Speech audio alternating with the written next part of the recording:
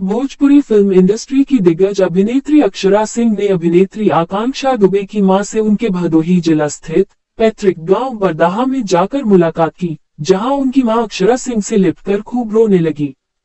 इस मौके पर अक्षरा सिंह भी भावुक नजर आई और उनकी मां को गले लगाकर न सिर्फ अपनी संवेदना व्यक्त की, बल्कि उन्होंने आकांक्षा की मां को हिम्मत भी बंधाया। अक्षरा ने कहा कि यह बड़ी शॉकिंग खबर थी मेरे लिए। आकांक्षा बेहद बहादुर लड़की थी और अच्छा काम भी कर रही थी। इस घटना ने मुझे अंदर से हिला दिया। विश्वास ही नहीं होता कि जो लड़की अपने परिवार को एक बेहतर जिंदगी देने के लिए काम कर रही थी, आज उसके परिजन उसके लिए आंसू बहाने को मजबूर हैं।